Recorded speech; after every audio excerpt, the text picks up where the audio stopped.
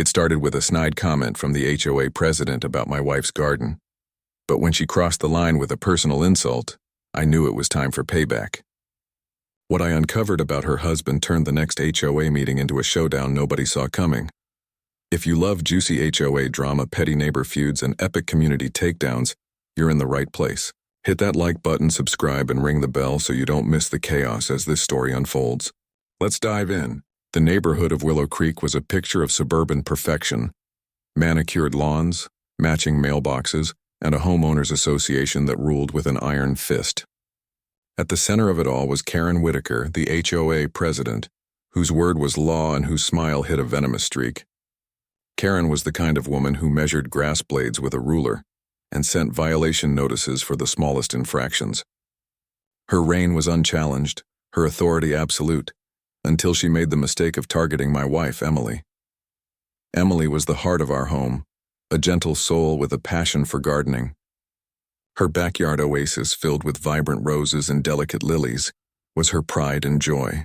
But to Karen it was an eyesore that didn't conform to the HOA's rigid aesthetic standards. One crisp autumn morning, Karen marched onto our property, clipboard in hand, and declared Emily's garden a visual nuisance. The notice she slapped on our door demanded immediate removal of the unauthorized flora. Emily, heartbroken but diplomatic, tried to reason with her, offering to adjust the garden to meet regulations. Karen's response was a smirk and a cutting remark. Maybe if you spent less time playing in the dirt, your house wouldn't look so neglected. The insult stung. But Emily brushed it off, unwilling to escalate. I, however, wasn't so forgiving. Karen's smugness lit a fire in me, and I vowed to uncover something, anything that would knock her off her pedestal. I started digging, quietly at first, observing her interactions at HOA meetings and noting the whispers that followed her. Karen's husband, Richard, was a shadowy figure in the neighborhood, a man who rarely attended meetings but was often mentioned in hushed tones. Rumors swirled about his business dealings, but no one dared confront the Whitakers directly. I began my research, combing through public records and online forums, determined to find a crack in their perfect facade. What I found was a thread on a local business review site, buried deep in the comments section. An anonymous user claimed Richard's construction company, Whitaker Builds, had been cutting corners on projects, using substandard materials to save costs. The accusation was vague, lacking specifics, but it was enough to pique my interest. I spent evenings poring over county permits, financial disclosures, and old newspaper articles. Slowly, a picture emerged. Richard's company had a history of rushed jobs, unpaid subcontractors, and complaints that mysteriously disappeared after settlements. It wasn't enough to bring Karen down, but it was a start. I needed more. Something concrete that would expose the truth in front of the entire HOA. As weeks passed, Emily continued tending her garden, ignoring Karen's pointed glares during neighborhood walks. I kept my investigation quiet, not even telling Emily the full extent of my plans. I knew the next HOA meeting was my chance to strike, but I needed undeniable proof. The tension in Willow Creek was palpable, with neighbors growing tired of Karen's overreach but too afraid to challenge her. Little did they know I was about to light the fuse. The chapter ends with the looming promise of the upcoming meeting, where secrets would unravel and tensions would boil over. The HOA meeting was scheduled for a Friday evening in the community clubhouse, a sterile room filled with folding chairs and Karen's ever-present gavel. In the days leading up to it, I intensified my search, diving deeper into Richard's business dealings. A breakthrough came when I stumbled across a disgruntled former employee's blog, detailing how Whitaker Builds had falsified inspection reports to secure contracts. The employee, fired for whistleblowing, had kept copies of emails and invoices as proof. It was a goldmine, but accessing it required caution. I reached out to the ex-employee, posing as a concerned homeowner researching local contractors. After some back and forth, he sent me scanned documents showing discrepancies in material costs and forged signatures on safety certifications. The evidence was damning, but I needed to verify it. I cross-referenced the documents with public records and found matching project codes for a recent community center renovation Whitaker Builds had handled. The center, touted as a neighborhood gem, had been built on lies, shoddy wiring, cheap concrete, and skipped inspections. Armed with this, I prepared a presentation, printing copies of the documents and organizing them into a folder. Meanwhile, Karen's harassment of Emily escalated. A new violation notice arrived, claiming our garden's trellis violated height restrictions by an inch. Emily, still hoping to avoid conflict, began dismantling parts of her garden, her hands trembling as she uprooted flowers she'd nurtured for years. Seeing her like that fueled my resolve. I didn't tell her about the documents or my plan. I wanted to protect her from the fallout if things went south. The night of the meeting arrived, and the clubhouse buzzed with nervous energy. Karen sat at the head of the room, her usual air of superiority intact, oblivious to the storm brewing. Neighbors filled the chairs, some whispering about the latest violations, others avoiding eye contact with Karen. I sat in the back, folder in hand, heart pounding. The meeting began with Karen's usual spiel about community standards, her voice dripping with condescension. She mentioned Emily's garden as an example of non-compliance, drawing murmurs from the crowd. I felt the weight of the moment, knowing this was my chance to turn the tables. As Karen moved to the next agenda item, I raised my hand, ready to speak. The chapter closes with the room falling silent, all eyes on me, and Karen's expression shifting from smug to uneasy. The air in the clubhouse thickened as I stood, clutching my folder. Karen's eyes narrowed, but she allowed me to speak, likely expecting a meek apology for Emily's garden. Instead, I began with a calm recounting of her relentless campaign against my wife, framing it as part of her broader pattern of bullying. Gasps rippled through the room as I shifted gears, revealing I had evidence of misconduct not about the HOA, but about her husband's company. I held up the folder, explaining how Whitaker Builds had endangered the community with shoddy construction on the very clubhouse we sat in.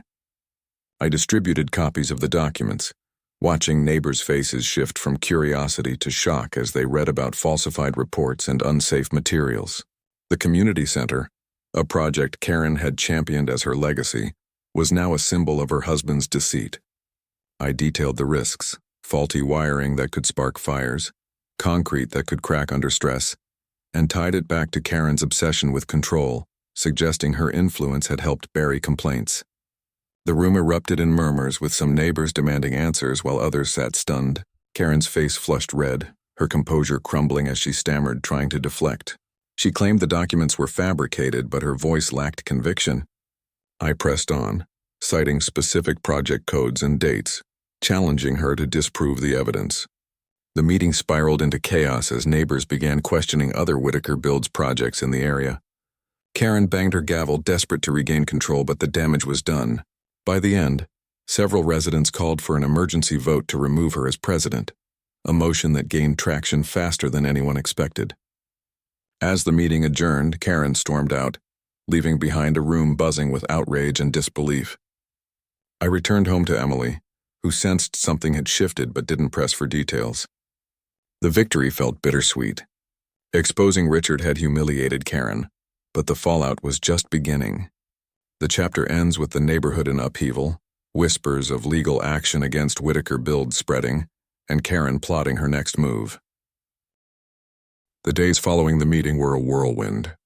Karen resigned as HOA president under pressure, replaced by a soft-spoken retiree who promised transparency. Whitaker Builds faced scrutiny as local news outlets picked up the story, prompted by an anonymous tip I'd sent.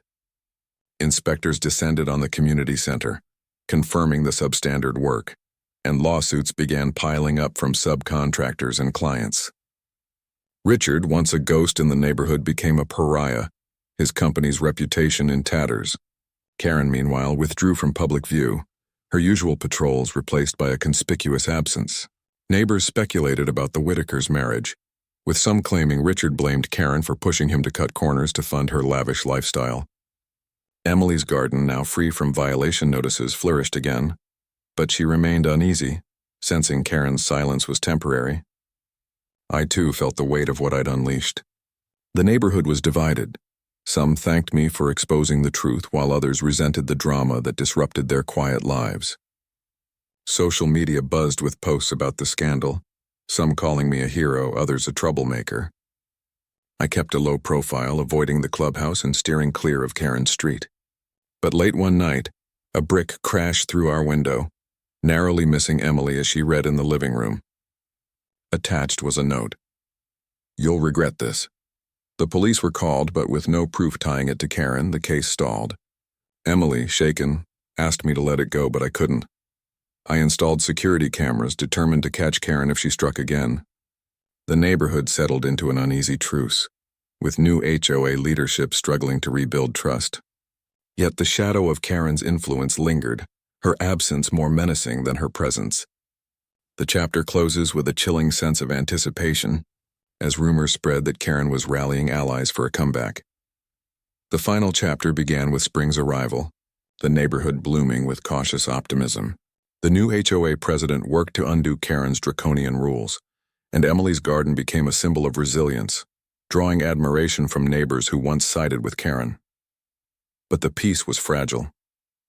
Karen, no longer president but still a resident, emerged from her seclusion, attending meetings with a calculated smile. She claimed to support the new leadership, but her eyes betrayed a simmering grudge. I kept my cameras rolling, capturing her late-night walks past our house, her gaze lingering too long. The footage wasn't enough for legal action, but it confirmed my suspicions. Karen wasn't done. Meanwhile, Whitaker Builds collapsed under lawsuits and Richard left town, leaving Karen alone in their oversized home. Gossip swirled that she was selling assets to cover legal fees, her pride wounded but unbroken. At the annual HOA election, Karen announced her candidacy for a board seat, pitching herself as a reformed leader. Her campaign was slick, leveraging sympathy and promises of unity, but I saw through it. I shared my footage with key neighbors, who spread word of her suspicious behavior. At the election meeting, the tide turned. Neighbors, emboldened by the scandal, rejected her bid, electing a diverse board committed to fairness. Karen's defeat was final, her influence shattered. She sold her house and moved away, leaving Willow Creek to heal. Emily and I rebuilt, our garden thriving, our home safe. The neighborhood, once stifled by Karen's rule, found a new rhythm, with community events replacing rigid inspections. The chapter ends with a sense of closure, the scars of the conflict fading as Willow Creek embraced a future free from Karen's shadow. Wow, what a wild ride. If you enjoyed this HOA showdown, smash that like button, subscribe, and hit the bell for more crazy neighbor stories. Drop a comment with your own HOA drama, we'd love to hear it. See you in the next one.